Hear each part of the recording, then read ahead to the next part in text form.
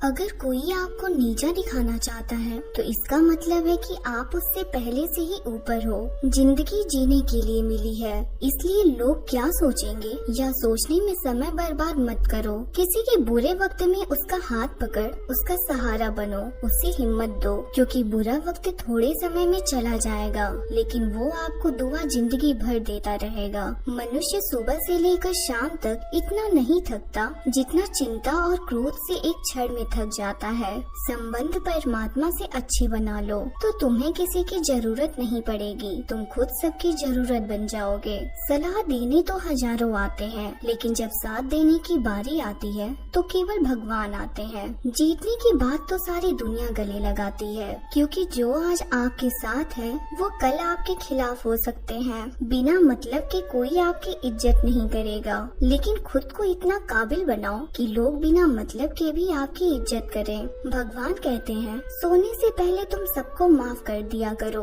और तुम्हारे जागने से पहले मैं तुम्हें माफ कर दूंगा। भगवान ऑक्सीजन की तरह हैं, जिन्हें आप देख नहीं सकते लेकिन उसके बिना आप रह भी नहीं सकते। कोई और तुम्हारी मदद नहीं कर सकता, अपनी मदद स्वयं करो। आप खुद के सबसे अच्छे मित्र हैं और सबसे बड़े दुश्मन भी। इंसान तब समझदार नहीं होता जब वो बड़ी बातें करने लगे, बल्कि समझदार तब होता है जब वो छोटी छोटी बातों को समझने लगे। आप किस समय सही थे इसे कोई याद नहीं रखता, लेकिन आप किस समय गलत थे ये सब याद रखते हैं। सब दुख दूर होने के बाद ही मन प्रसन्न होगा, यह आपका भ्रम है। मन प्रसन्न रखो, सब दुख दूर हो जाएंगे, यही हकीकत है। किसी भी व्यक्ति की अगर कोई बात बुरी लगे तो दो तरह से सोचो। यदि व्यक्ति महत्वपूर्ण है तो बात भूल जाओ, और अगर बात महत्वपूर्ण है तो व्यक्ति को भूल जाओ। रिश्तों का संबंध केवल रक्त से नहीं होता, जो मुसीबत में हाथ थाम ले उससे बड़ा कोई रिश्ता नहीं होता।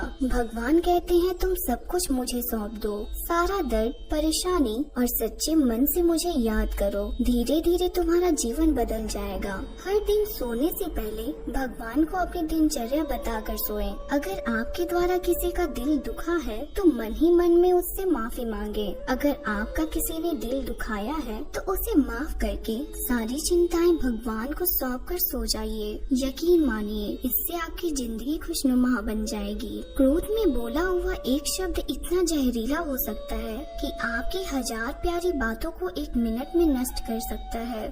सबको हंसाना पर किसी पर हंसना मत, सबके दुख को बांटना लेकिन किसी को दुखी मत करना, सबकी राह में दीप जलाना लेकिन किसी का दिल जलाना मत। यही जीवन की रीत है, जैसा बोओगे वैसा ही पाओगे। दुआएं और प्रार्थनाएं असंभव को भी संभव बना देती हैं। ईश्वर को न हमारे तन की जरूरत है न धन की, उसको तो केवल पवित्र मन की जरूरत है। इसलिए वो हमें कुछ भी छोड़ने के लिए नहीं कहता, बस कहता है मन से विकार छोड़ो, गंदे विचार छोड़ो। जो आने वाला है वो गुजरे हुए कल से बेहतर होगा। यही एक सोच आपके जीवन में कभी निराशा नहीं होने देगी। झूठ कितना अजीब है, खुद बोलो तो अच्छा लगता है, दूसरे बोले तो गुस्सा आता है। खुशियाँ चाहे किसी के साथ भी बांट लो, पर गम हमेशा भरोसेमंद इंसान के साथ ही बांटना चाहिए। जीवन में समय चाहे जैसा हो, परिवार के साथ रहो तो सुख बढ़ जाता है, दुख हो तो बढ़ जाता है।